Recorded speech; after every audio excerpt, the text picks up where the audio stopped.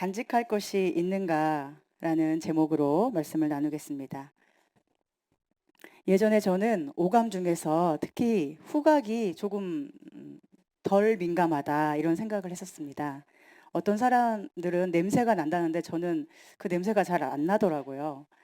그래서 어, 후각이 조금 덜 예민하구나 했는데 오히려 저는 청각이 매우 발달되어 있어서 아주 작은 소리가 잘 들렸습니다.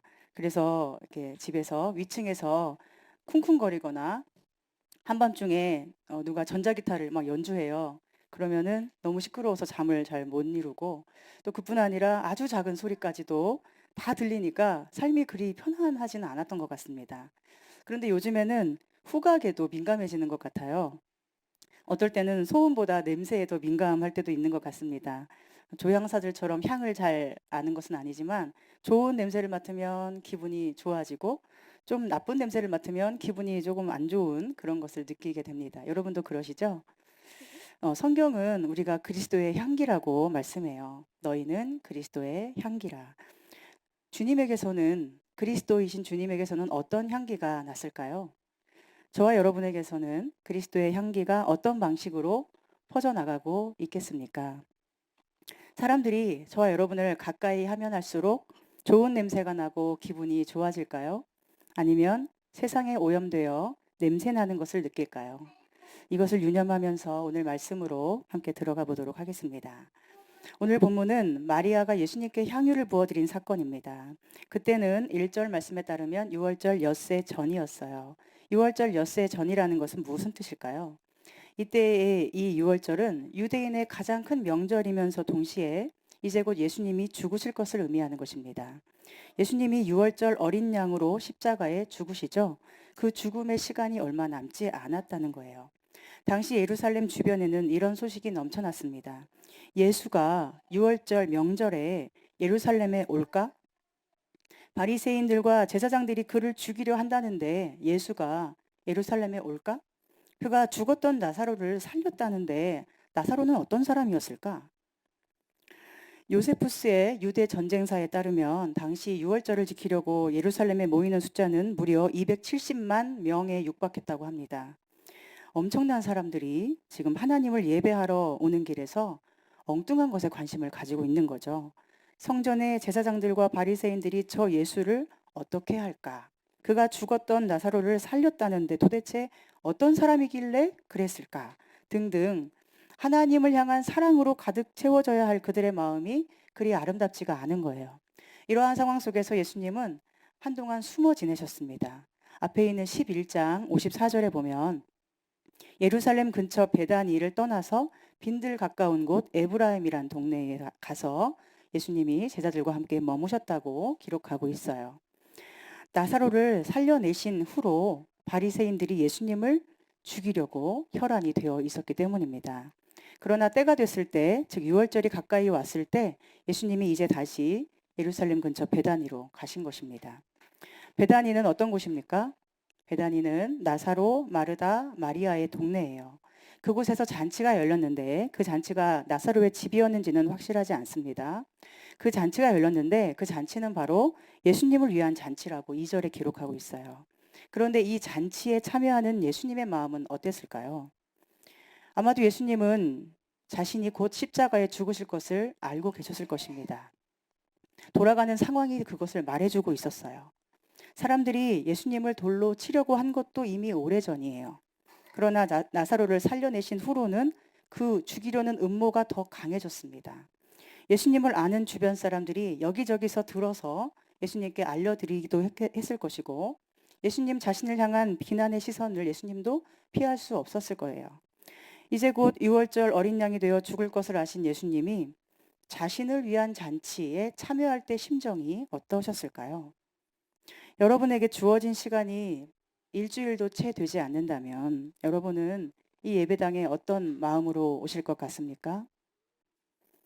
여러분에게 주어진 시간이 6일 정도 있다면 그 6일 동안 여러분은 무엇을 하고 싶으신가요? 마음이 아프고 괴로울 때 누군가가 잔치에 초대한다면 그 잔치를 기쁘게 받아들이고 참여할 수 있겠습니까?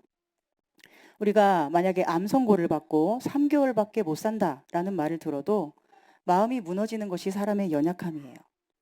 죽음을 늘 준비하고 사신 예수님이셔도 이제 일주일이 남지 않은 죽음을 생각할 때는 어떠셨을까요? 그것도 자다가 조용히 눈 감고 죽는 것도 아니고요. 아니면 총 같은 거에 맞아서 한 번에 죽는 것도 아니에요. 온몸이 갈기갈기 찢겨져서 극심한 고문을 당하듯이 끔찍하게 죽어야 됩니다. 십자가를 지고 죽어야 된다는 것을 예수님이 알고 계셨어요. 그러면 3일 후에 살아날 거니까 아무렇지 않았을까요? 만약 여러분이 죽었다가 3일 후에 살아날 거야 라고 누가 알려주면 그걸 믿고 십자가에 못 박혀도 괜찮으시겠습니까? 어떠세요? 예수님도요, 믿는 거예요. 3일 만에 살아나야 하리라 라는 성경의 예언을 믿으신 것입니다. 그러나 아무리 믿으셔도 알고 계셔도 십자가 그리고 죽음은 예수님께도 매우 두려운 것이었어요. 예수님은 완전한 신이면서 동시에 완전한 사람이셨기 때문이에요. 사람이 느끼는 모든 것을 똑같이 느끼신 예수님이십니다. 고통을 그대로 다 느끼셨고 배고픈 것, 목마른 것, 슬픈 마음, 외로움 다 알고 다 느끼시는 예수님이에요. 그 죽음의 고통을 눈앞에 두고 예수님은 잔치자리에 계셨어요. 그러나 예수님의 마음은 잔치자리에 있을 수가 없었을 것입니다. 며칠 후에 십자가와 고난과 죽음, 벌거벗겨진 채 내버려지는 모습, 십자가에 죽임당하는 죄수들과 동일하게 죽어갈 자신의 모습을 그려볼 수밖에 없었겠죠. 모두가 몸은 같은 자리에 있는데 마음은 다른 거예요. 우리의 인생과 너무나 같지 않습니까? 제가 개척을 준비하는 지난 1년 동안에 정말로 죽겠더라고요. 이제 곧 나는 죽을 각오로 사임을 준비해야 되는데 아무 일도 없는 것처럼 매주 예배를 인도하고 찬양을 하고 사람들을 만나고 좋은 말을 하는 것이 그리 쉽지는 않았습니다. 한 번은 저에게 떠오른 말씀이 있었어요. 요한일서 3장 17절인데요. 누가 이 세상의 재물을 가지고 형제의 궁핍함을 보고도 도와줄 마음을 닫으면 하나님의 사랑이 어찌 그 속에 거하겠느냐. 죽을 것 같은 고통을 마음에 가지고 있는데 누구와도 이 고통을 나눌 수는 없고 몸은 함께 매주 모이는데 그 속에 있는 진짜 고통을 서로 모른다면 말할 수도 없다면 이것이 과연 교회라고 할 수 있을까? 이런 생각을 참 많이 했습니다. 세상에서도 그렇죠. 가정에서도 그럴 때가 많을 것입니다. 몸은 늘 같이 있는데 마음이 각각 따로 흩어져 있을 때 우리는 함께 있어도 외롭고 오히려 혼자 있을 때보다 더 힘든 마음을 경험하게 될 것입니다. 그런 상황에서 이제 마리아가 등장하는 거예요. 3절입니다. 마리아는 지극히 비싼 향유 곧 순전한 나드 한 근을 가져다가 예수의 발에 붓고 자기 머리털로 그의 발을 닦으니 향유 냄새가 집에 가득하더라. 잔치자리에 있는 모두가 예수님을 위해서 기뻐하고 있었습니다. 나사로도 생명을 살려주신 예수님께 감사했을 것이고 마르다도 그랬을 것입니다. 그런데 마리아는 조금 달랐어요. 마리아는 조금 이상해 보이는 행동을 합니다. 향유를 가져다가 예수님 발에 부은 거예요. 지극히 비싼 향유, 곧 순전한 나드 한 근이라고 하는데 이 한 근이라는 것은 우리의 용량으로는 340g 정도 되는 양이니까 얼마나 많은 향유였는지 가늠이 되십니까? 여러분 향수 한 병만 해도 향이 굉장히 강하잖아요. 한 번, 두 번 이렇게 뿌리게 돼 있는 향수를 만약에 3번, 4번, 5번, 10번 이렇게 뿌리면 어떻죠? 굉장히 지독하고 안 뿌린 게 낫잖아요. 근데 만약에 향수 한 병을 방바닥에 쏟았거나 만약에 여기에 의자에 만약에 쏟았다. 상상을 해보세요. 34g의 향수라도 쏟는다면 그 향은 엄청날 거예요. 그런데 340g 그 엄청난 양을 예수님 발에 붓고 머리털로 발을 닦고 있는 마리아를 한번 상상해 보세요. 그 향은 온 방과 집안과 마을까지 다 퍼져나갔겠죠.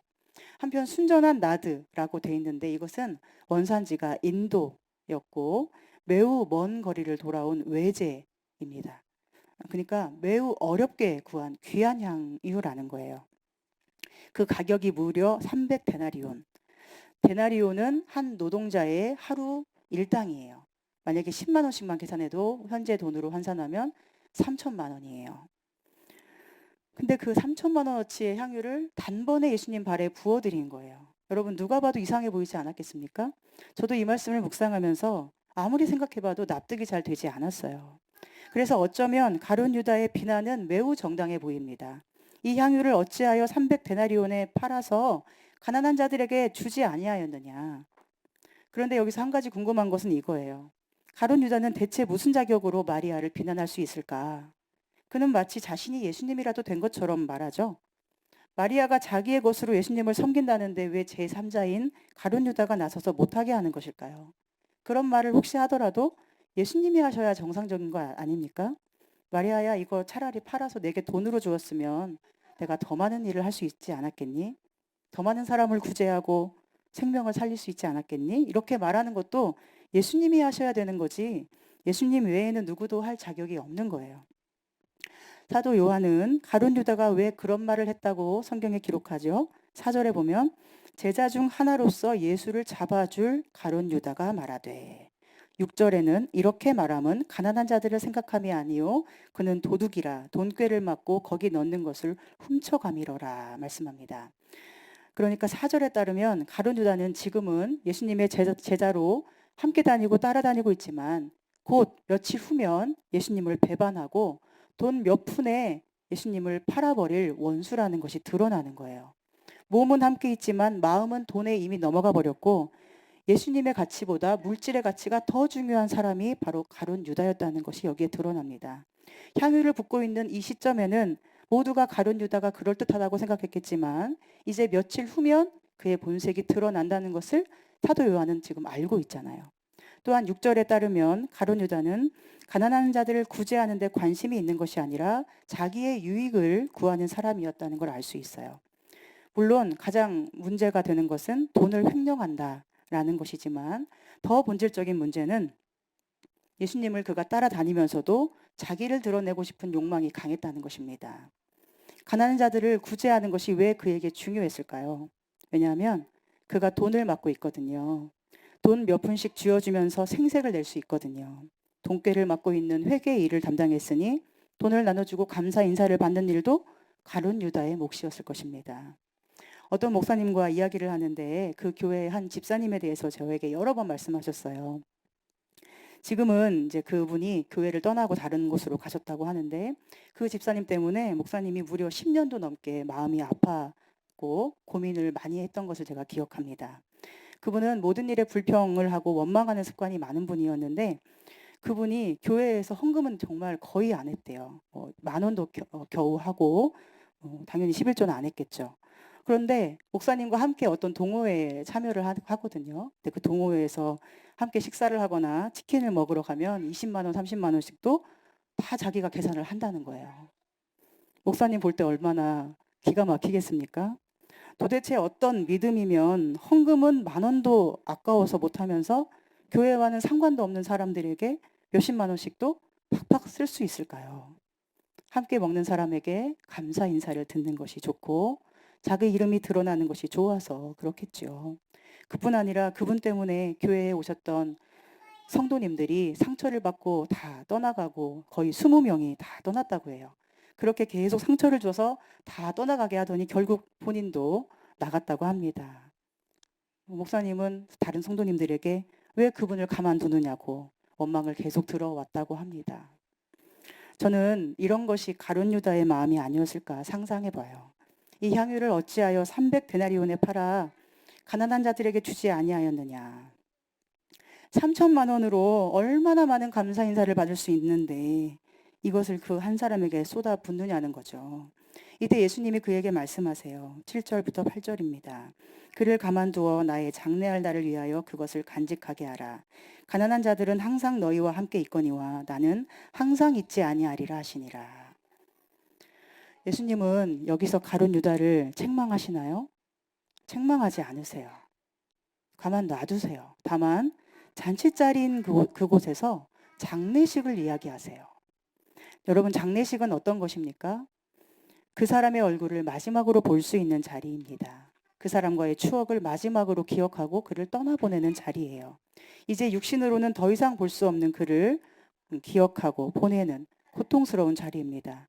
마리아가 정말로 예수님의 장례를 준비하느라 향유를 부어드린 것인지는 알 수 없어요. 지금 우리는 마리아에게 직접 물어볼 수가 없고 마리아도 여기서 말 한마디 하지 않으니까요. 그러나 예수님은 마리아의 마음을 이렇게 알아주십니다. 마리아는 나의 장례를 준비한 것이야. 나를 마지막으로 만나는 그날을 준비하는 것이야. 실제로 마리아가 머리털로 발을 닦지 않습니까? 그것은 장례식에서 슬픔을 표현하는 행위로 여겨집니다. 사람이 죽었을 때 옷을 찢고 슬픔을 표현하듯이 여인이 머리를 풀어헤치고 슬픔을 표현하는 모습을 연상시키고 있습니다. 아마도 마리아는 예루살렘 근처인 베다니에 살면서 예수님에 관한 소식들을 여기저기서 전해 들었을지도 모릅니다. 예수님을 죽이려는 음모에 대해서 전해 들었을 수도 있고요. 마리아는 항상 예수님의 발 아래 엎드려 말씀을 경청하는 여인이었기 때문에 예수님이 곧 유월절 어린 양이 되어 십자가에 죽으실 것을 예감하고 있었을지도 모릅니다. 다들 잔치를 하고 있지만 그 자리의 소중함을 아는 유일한 사람은 마리아였습니다. 예수님의 마음을 헤아리는 유일한 사람이 마리아였습니다. 머리털로 발을 닦은 것이 정말 장례를 위한 것인지는 알 수 없지만 예수님의 말씀 속에 드러나죠. 그는 내 장례를 위하여 한 것이다. 예수님은 그녀의 마음을 받아주셨어요. 그리고 말씀하십니다. 그를 가만두어 그것을 간직하게 하라. 무엇을 간직하라는 것일까요? 그것은 바로 예수님께 자신을 전부 드린 기억입니다. 지금 향유를 부어드리는 이 순간에 그 자리에는 오직 예수님과 마리아밖에 없어요. 많은 사람이 함께 웃고 떠들지만 향유가 부어지는 그 순간에는 마리아에게는 예수님밖에 없습니다. 이것은 9절에 나오는 유대인의 큰 무리와 매우 상반됩니다. 그들은 예수님을 보기 위해서만이 아니라 살아난 나사로를 보려고 했습니다. 예수님을 둘러싼 여러 상황들을 보고자 했던 거지 예수님 그분을 목적으로 삼지 않았던 거예요. 그러나 마리아에게는 예수님만 보였어요. 마리아의 목적은 오직 예수님이었어요. 그 많은 향유가 부어지는 순간에 여기저기서 들려올 비난 그리고 손가락질을 마리아가 몰랐겠습니까? 마리아가 바보입니까? 또한 인생 전체를 다 한 번에 쏟아 부어버리고 이제는 남은 것이 아무것도 없이 살아야 하는 그 인생의 막막함을 마리아가 몰랐을까요? 다 알고 예측이 됐을 것입니다. 그러나 마리아에게는 그 순간 오직 예수님이 전부였고 그 기억이 남은 삶을 이끌어가는 원동력이 되었을 것입니다. 우리는 마지막을 알지 못합니다. 그래서 뭘 하든지 아껴서 조금씩 하려고 하죠. 사람에게도 조금, 주님에게도 조금, 늘 아끼며 조금씩 합니다. 그러나 만약 마지막이 정해져 있다면 어떻게 하시겠습니까? 그와의 마지막이 될지도 모르는 순간을 여러분은 어떻게 보내고 싶으십니까? 그가 원하던 것을 해주지 않겠습니까? 소중한 그 사람과의 마지막을 간직하기 위해서 내가 원하지 않더라도 싫더라도 할 수 있지 않겠습니까? 저는 늘 장례식을 다니면서 생각하던 것이 있었어요. 영정 사진 옆으로 수십 송이의 국화꽃이 놓이고 리무진 안에 장식된 화려하면서도 쓸쓸한 국화꽃들을 보면서 저런 거보다 차라리 살아생전에 꽃 한 송이라도 더 받게 해주는 것이 사랑이 아닐까. 왜 죽어서야 우리는 이렇게 꽃으로 장식할까. 이런 생각을 많이 했습니다. 물론 아무리 사랑해도 마리아처럼 한다는 것은 쉽지 않습니다. 왜냐하면 전 재산을 다 쏟아부으면 그 후가 막막하기 때문이죠. 그런데 마리아가 너무나 대단한 것은 그것을 해냈다는 데 있습니다. 인생을 다 바쳤어요. 뒤를 생각하지 않고 앞에 계시는 주님만을 보았습니다. 항상 있을 내게 특별하지도 않은 가난한 어떤 사람들의 무리가 아니라 내 앞에 계시고 항상 잊지 않으시고 언제 떠나갈지 모르는 사랑하는 주님만을 마리아는 바라본 것입니다. 유일한 사랑이신 그분과의 추억을 가지고 이제 남은 인생을 살아가는 것이죠. 그런데 여러분 이것이 마치 누구와 비슷합니까? 저는 예수님과 비슷해 보였어요.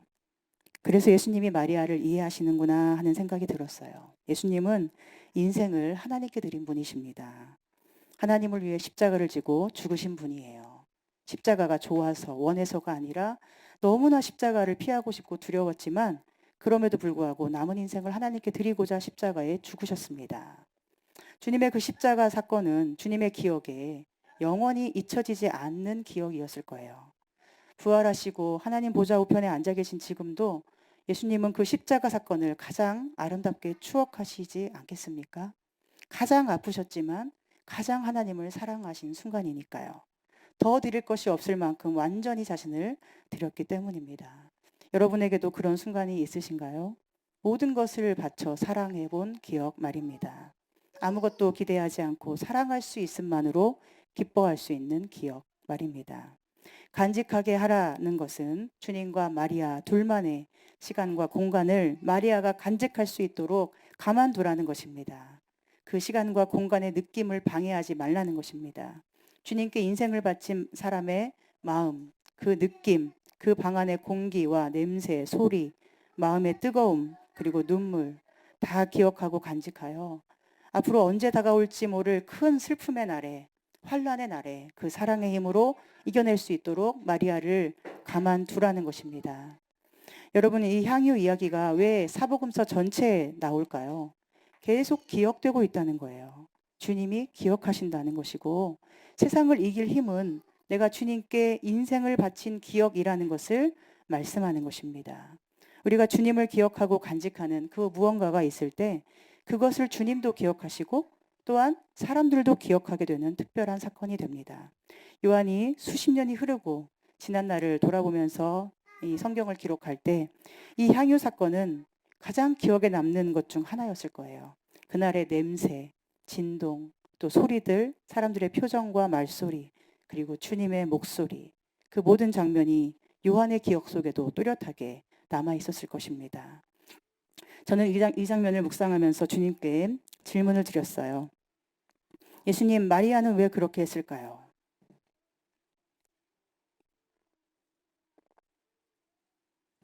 예수님, 마리아는 왜 그렇게 했을까요? 아무리 질문을 드려도 알 수가 없었어요. 3천만 원어치 향유를 돈으로 바꿔서 헌금을 해도 좋았을 텐데 왜 발에 부어 드렸을까? 아무리 생각해봐도 마리아의 마음이 저도 잘 이해가 되지 않았습니다. 그런데 기도하면서 제가 깨달은 것이 있습니다. 그것은 사람들이 보기에 다 이상해 보여도 주님은 그것을 받으셨다는 거예요. 3천만 원어치를 순식간에 바닥에 쏟아버린 듯한 행위여도 그것이 예수님을 위하여 드려질 때 그걸 기쁘게 받아주신 주님이라는 것을 저에게 깨우쳐 주셨어요. 동시에 가룟 유다의 욕망과 물질에 대한 집착 또한 주님은 책망하지 않으시고 그대로 내버려 두셨음을 주님이 저에게 가르쳐 주셨습니다. 그러면서 한참을 눈물로 기도하게 하셨어요. 나는 주님께 향유를 드렸는가? 내가 드린 향유는 어떤 것이었는가? 사람들이 보기에 이상해 보이고 손가락질 하는 것일지라도 주님께 인생을 걸었으므로 살아갈 길이 막막해지더라도 내가 주님께 드릴 때 그것을 향기롭게 받아주신 주님의 사랑이 너무도 놀랍게 제 마음을 움직였습니다. 또한 가룟 유다가 아무리 비난하고 정죄해도 그 비난이 주님께서 받으시는 그 순간의 아름다운 기억을 결코 훼손할 수 없다는 것도 깨닫게 하셨습니다. 사랑하는 여러분, 주님은 마리아의 향유를 받으십니다. 그것이 낭비로 보이든 비상식적으로 보이든 주님을 위하여 드린 것이기 때문에 받으시는 것입니다. 아무리 적은 것이라도 주님을 목적으로 하여 드린 것을 주님은 받으십니다. 오늘 우리가 어떤 마음으로 헌금을 하든 어떤 마음으로 봉사를 하든 중요한 것은 주님이 그것을 받으시는가 하는 거예요. 그리고 누가 뭐라 하든 제3자는 아무것도 아니라는 것입니다. 물론 하나님의 나라가 없다면 이 모든 것은 다 쓸데없는 말일 뿐이에요. 하나님 나라가 없고 부활도 없고 예수님도 없다면 믿음이나 헌금 생활은 필요가 없는 일이죠.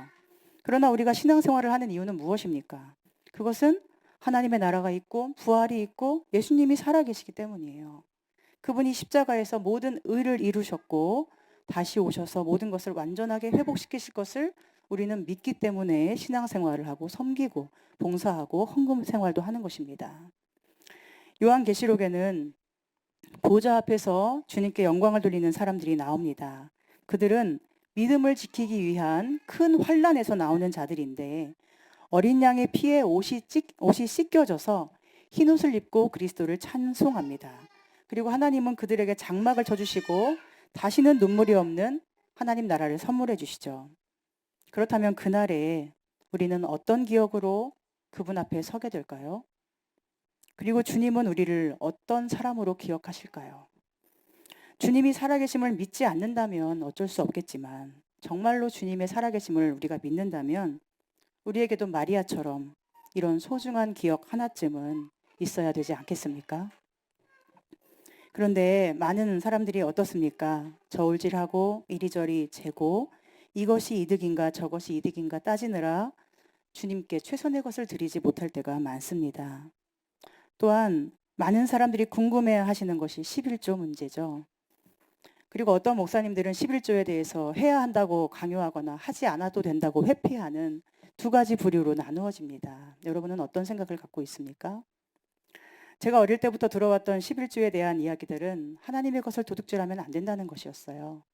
잘 아시죠? 말라기 4장 말씀에 너희가 하나님의 것을 도둑질하였는데 곧 11조와 봉헌물이라고 말씀합니다.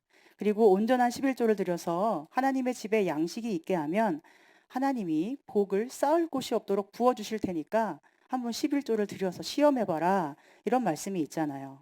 이 본문을 인용해서 11조를 수입의 10분의 1을 정확히 계산해서 한 치의 오차도 없이 드려야만 저주를 받지 않는다고 하는 분들이 있어요. 실패하고 망한 원인이 11조를 안 들여서라고. 그러니 창고가 쌓이고 넘치도록 복을 받으려면 온전한 11조, 즉 수입의 10분의 1을 정확하게 드릴 뿐 아니라 10의 2조, 10의 3조까지도 할 수 있는 마음을 가져야 된다고 저는 들었습니다. 그래서 만약 수입이 지금 현재는 적지만 수입을 500만 원이 되기 원한다면은 11조를 미리 50만 원을 하는 거예요. 또 그렇게 해서 정말로 수입이 늘어난 분도 많이 만났어요. 얼마나 그럴듯한 이야기입니까? 그러나 이런 식으로 11조를 한다면 하나님과 우리의 관계는 너무나 계산적이죠. 혹시라도 11조를 10원이라도 덜해서 벌을 받을까 두려운 마음으로 한다면 이것이 정말 하나님의 마음을 아는 것입니까? 아니죠. 하나님의 것을 도둑질을 하지 말라는 것은 그만큼 당시 백성들이 하나님을 무시하고 멸시했기 때문이에요. 하나님과의 언약 관계에서 하나님은 12지파에게 골고루 땅을 나눠주시고 땅의 소출을 먹게 하셨어요. 그러나 레위 지파에게만은 땅을 주지 않으셨죠. 그리고 다른 지파들이 그 레위 지파의 생계를 책임지도록 11조와 봉헌물을 명령하셨습니다. 하나님의 일을 위해서 따로 선택받은 레위 지파와 제사장들의 생계 문제를 다른 모든 지파들이 책임지도록 하신 거였어요. 그런데 하나님과의 언약 관계를 멸시한 백성들이 한 행동이 무엇입니까? 하나님 앞에 병든 것을, 다리 저는 것, 상한 것, 흠 있는 것을 가져가는 거예요. 사람에게도 그런 것을 주면 무시당했다고 여기고 다시는 안 볼 수도 있는데 하나님의 백성이라 하는 자들이 하나님께 그런 것을 가지고 가요. 그리고 분깃을 받지 않은 레위인과 제사장들이 굶어 죽어가도 모른 척을 합니다. 하나님이 주신 기업의 소출을 자기 것인 것 마냥 자기를 위해서 사용하는 거죠. 말라기서는 구약의 마지막 기록된 책이고 이후로 400년 동안 말씀이 사라지지 않습니까? 얼마나 타락한 상태였는지가 바로 그들의 11조 문제, 봉헌물의 문제에서 드러나고 있는 거예요. 그래서 주님이 도둑질하지 말라고 하신 것입니다. 저는 우리가 정말로 주님을 인정한다면 온전한 11조를 드려야 마땅하다고 생각합니다. 게다가 10의 2조, 3조까지도 다 할 수 있다고 생각해요. 내가 드린 11조를 통해서 주의 나라가 세워지고 유지되고 복음이 전파된다고 정말 믿는다면, 그리고 하나님의 입으로부터 나오는 모든 말씀으로 내가 살아갈 수 있다고 고백한다면 이것이 신앙인의 당연한 자세일 것입니다. 그러나 단지 복을 더 많이 받기 위해서 11조를 수단으로 하나님과 거래를 한다거나 혹은 하나님의 것을 도둑질할까 봐 두려워서 10원짜리 하나까지 계산해서 11조를 한다면 이것은 11조의 정신을 굉장히 곡해하고 있는 것이죠. 여러분, 11조를 비롯한 모든 헌금은 사랑으로 하는 거예요. 그리고 그 사랑으로 드려진 헌금은 하나님께 인생을 바친 사람들의 생존을 위해 쓰이도록 하나님이 정해주셨습니다. 구약시대에는 그들이 바로 제사장과 레위인들이었고 신약시대에는 그들이 바로 사도들이었고 또한 오늘날에는 저와 같이 하나님께 인생을 다 바친 목회자들은 성도가 하나님께 드리는 헌금으로 생존을 하게 되어 있습니다. 또한 그 헌금으로 또 하나 생존하는 것이 있는데 바로 교회예요. 교회가 생존함으로써 많은 영혼이 복음으로 살아나고 생존할 수 있습니다. 교회는 많은 영혼을 살리는 곳이잖아요. 교회가 생존하고 유지되어야 많은 영혼의 생명을 책임질 수 있습니다. 그만큼 여러분의 헌금은 하나님의 나라를 위해서 귀하게 드려지는 것이고 이 모든 것은 주님이 받으시느냐 안 받으시느냐가 중요한 거예요. 얼마를 냈느냐, 11조냐 10의 2조냐 이게 중요한 게 아니라 내 마음이 정말로 하나님을 사랑하는가, 내가 정말로 교회가 생존하는 것과 목회자가 생존하는 것을 중요하게 여기는 성도인가, 이것이 중요한 것입니다. 그리고 나는 내 인생을 전심으로 하나님께 맡기며 사는가? 난 정말로 하나님 백성인가? 이것을 우리는 11조와 봉헌물을 통해서 자기도 모르게 계속 드러내고 있는 거예요. 그런데 어떤 목사님들은 이러한 11조의 중요성을 회피하죠. 성도들이 11조나 헌금 이야기를 하면 돈 밝히는 목사로 볼까 봐 두려워서입니다. 그런데 정말로 성도들을 바른 길로 인도하는 목사는 어떻게 할까요? 성도의 헌금으로 살아가도록 정해진 목회자가 그런 말을 듣는 것이 두려워서 나가서 스스로 돈을 벌어야 되는 상황이 하나님의 나라에서 자연스러운 것이라고 여러분은 생각하십니까? 사도 바울은 빌립보 교회에 보내는 편지에서 이런 말씀을 해요. 그들이 한 번, 두 번 나의 쓸 것을 보냈으니 잘하였도다.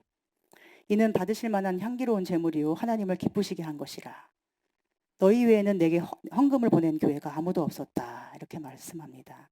이것은 더 많이 헌금하라고 칭찬하면서 부추기는 것이 아니에요. 그들이 바울에게 보낸 돈이 하나님께서 기쁘게 받으시는 예물이 되었으므로 그것을 칭찬해 주는 것입니다. 저는 이것을 말할 수 있었던 바울이야말로 정말 올바른 목회자였다고 생각합니다. 바울을 통해 세워지는 그 교회가 주님의 몸된 교회이므로 바울에게 보내어진 모든 헌금은 사실은 주님께 드려진 것이죠. 그리고 그것이 주님을 귀히 여긴 행위가 되기 때문에 주님께서 향기로운 예물로 받으시고 마치 향유를 드린 마리아처럼 그들을 기쁘게 받아주신다는 것입니다. 여러분, 헌금은 하나님을 사랑해서 하는 거예요. 그런데 만약 마리아가 3천만 원어치 향유를 부은 후에 여기저기 다니면서 내가 예수님에게 향유를 다 쏟아 부었는데 나한테 고마워하지도 않더라 하고 자기가 한 일을 말하고 다닌다면 얼마나 웃기는 일일까요? 거기에서 얼마나 악취가 납니까? 예수님이 그런 마리아의 말을 누군가에게서 전해 듣는다면 마음이 어떠실까요? 그것이 주님께 받으심이 될까요? 그리고 그렇게 쏟아부어진 3천만 원의 향유는 정말로 말 그대로 바닥에 버려진 낭비가 되어버리는 것입니다. 그런데 우리는 너무 쉽게 이런 일을 행하고 또 경험해요. 만약 여러분에게 누군가가 돈을 주었는데 그 돈을 주었다는 이야기를 제3자에게 해요. 그래서 그 제3자가 여러분에게 누구한테 돈 받았다며? 이런 말을 전해주면 여러분 기분이 어떠십니까? 그 순간에 돈을 준 사람과 받은 사람 사이에는 계급이 생겨나고 받은 사람의 마음에는 심각한 타격이 생깁니다. 또한 가룟 유다처럼 3천만 원 향유를 돈으로 바꿔서 여기저기 10만 원씩 300곳에 후원을 하고 고맙습니다. 연신 인사를 받으면서 돈을 준 것을 계속 드러내고자 한다면 그것은 얼마나 우스운 일이 되겠습니까? 모든 것을 하나님 앞에서 생각을 해보면 무엇이 믿음이고 무엇이 사랑이고 무엇이 잘하는 것인지를 아는데 우리는 자꾸만 이것을 사람 앞에서 생각하는 경향이 있어요. 그래서 자꾸만 헌금을 하면서도 안 알아주면 속상해하는 분들이 있잖아요. 교회에서 구제를 하면서도 누구에게 얼마를 주었다고 드러내려고 하잖아요. 장학금을 주면서도 장학금 받는 사람들을 다 세워놓고 주는 교회들이 얼마나 많이 있습니까? 받는 사람이 주는 사람보다 더 낮은 계급이 되는 기분을 느끼도록 하면서 말입니다. 그렇게 주면서도 상처받게 하는 일들이 너무나 많이 일어나는 것 같아요. 제가 개척을 준비해야 했을 때 정말 말 그대로 돈 한 푼이 없었거든요. 당장 사임하면 사택을 비워줘야 되니까 집도 구해야 되는데 생활비도 없었어요. 그러나 누구에게도 아쉬운 소리를 하거나 손을 내밀고 싶지 않았습니다. 내가 죽었으면 죽었지 절대로 그렇게는 살지 않을 거야. 그렇게 생각했어요. 그러나 기도하면서 주님께서 저를 이렇게 다듬어 가시더라고요. 지금 세워질 교회는 신생아로 오신 아기 예수님을 영접하는 거야. 이런 마음을 저에게 주시는 거예요. 그리고 예수님을 잉태한 마리아라면 어떻게 했을까 생각하게 하셨어요. 아기가 곧 태어나야 되는데 아기를 길바닥에 눕힐 수는 없지 않습니까? 아기를 눕힐 공간은 필요하잖아요. 그래서 제 성격상으로는 절대로 하지 않을 일을 했는데 그것은 누군가를 찾아가서 도움을 구하지는 않지만 만약에 누군가가 관심을 가지고 먼저 물어본다면 그냥 대답을 해주는 것이었어요. 적어도 아기 예수님을 눕혀야 한다면 내가 수치스러워도 이 정도는 할 수 있어야 되겠다. 그런 생각으로 수치심을 견디는 그것이 주님께 제가 드릴 수 있는 최선이었습니다. 그러나 그런 마음을 가지고서도 아무것도 기대하진 않았어요. 왜냐하면 사람들에게 돈이라는 것이 얼마나 강한 힘을 가지는지를 알기 때문입니다. 돈은 곧 꿈을 이루는 도구잖아요. 돈이 있으면 많은 것을 할 수 있기 때문에 다들 돈 하면서 좋아하는데 그렇게도 좋은 돈을 누군가에게 자기 이득도 없이 준다는 것은 정말 믿음의 기적이 아니고는 하나님의 사람이 아니고는 절대로 할 수 없다고 생각했습니다. 그래서 개척을 준비해야 했던 지난 1년이 정말 죽을 것처럼 괴로웠던 것입니다. 하나님은 나를 어떻게든 살리려고 하셔도 하나님의 사람이라고 하는 사람들이 듣지 않거나 순종하지 않으면 저는 죽을 수밖에 없으니까요. 그러면서 계속 기도했어요. 정말로 하나님이 저를 부르셨다면 제 어려운 상황이 드러난 이 부끄러움을 선으로 바꿔 주십시오. 그러나 아무 돈이나 쓰지 마시고 더러운 돈, 사기친 돈, 남 아프게 한 돈이 아니라 정말로 주님을 사랑하여 드리는 돈만 써달라고 주님께 기도했습니다. 그리고 정말로 주님이 그렇게 행해 주셨습니다. 헌금을 드린 모든 분들이 주님께 드림이 너무 기뻐서 드리셨고 전혀 생색을 내지 않고 자신의 것을 드릴 수 있어서 감사하다는 말씀을 저에게 하셨습니다.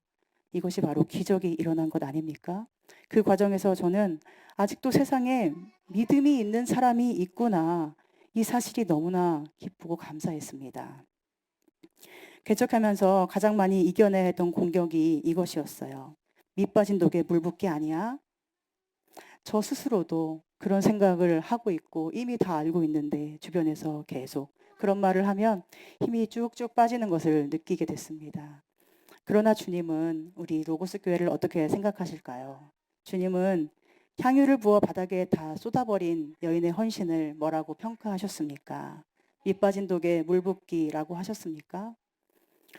우리가 주께 드린 봉헌물은 말 그대로 주께 드리는 것입니다. 여러분이 교회에 헌금하시는 것은요, 목사인 저에게 주는 게 아니라 하나님께 바치시는 거예요.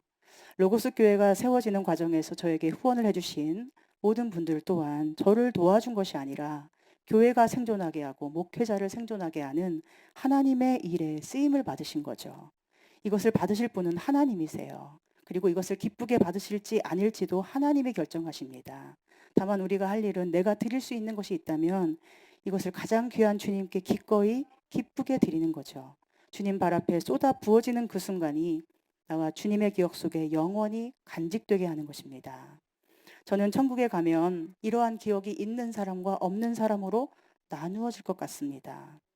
그리고 아마도 이런 기억이 없는 사람이라면 천국에 있을 수 없지 않을까라고 생각해 봅니다. 주님 앞에 아까워서 못 드리고 자기 생색 다 내고 드러내기를 좋아하고 계산만 하던 사람이 과연 주님을 정말로 믿은 것일까 하는 거죠.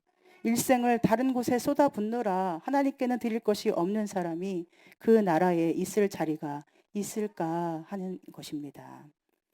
저는 개척을 하면서 제가 느끼고 있는 여러 가지 다양한 감정과 기분을 주님께서 어여쁘게 여겨주신다고 믿습니다. 또한 그 과정에 함께하면서 자신의 향유를 부어드린 모든 분들이 주님께 향기로운 예물로 드려졌다고 믿습니다. 그리고 앞으로는 향유를 부은 마리아처럼 주님 앞에 더 확실한 기억으로 각인되고 싶은 소망이 말씀을 준비하면서 제 안에 생겨나는 것을 느낍니다. 주님이 그 마리아를 마치 기준처럼 우리 앞에 세워두셨습니다. 그러니 앞으로 주님께 예물을 드릴 때 또 어떤 섬김으로 또 헌신할 때마다 하나님을 인정하고 사랑하는 마음으로 하시기를 바랍니다. 드려지는 그 순간의 기억을 아름답게 간직하여서 큰 환난의 날에도 승리하고 하나님 앞에 설 수 있도록 주께 인생을 걸고 사랑을 드리는 우리가 되기를 소망합니다. 주께 인생을 드린 그 기억이 여러분을 세상에서 늘 충만하게 해줄 것입니다. 우리 시간 잠시 눈을 감고 하나님 바라보면서 기도하기를 원합니다. 마리아가 향유를 부을 때 예수님이 받아주신 것을 기억하면서 주님, 제가 드리는 그 어떤 이상해 보이는 향유라도 주님이 받아주신다면 저에게는 충분합니다. 주님과의 기억이 앞으로 마주할 세상의 어떤 환난이라도 이길 수 있는 강력한 힘이 되기를 소망하오니 제 속에 주님을 향한 불붙는 듯한 사랑과 열정을 일으켜 주시고 모든 것을 드려도 아깝지 않은 사랑으로 나아가게 주시옵소서. 제가 드리는 작은 예물과 작은 헌신이 하나님 나라를 위하여 쓰임 받는다는 것이 저에게 가장 큰 기쁨이 되게 해주시고 이제 앞으로는 엉뚱한 곳에 쏟아 부어왔던 모든 열정과 사랑이 주님께로만 향할 수 있도록 제 마음을 붙들어 주시고 저를 도와주시옵소서. 우리 함께 기도하며 하나님께 나아갑니다.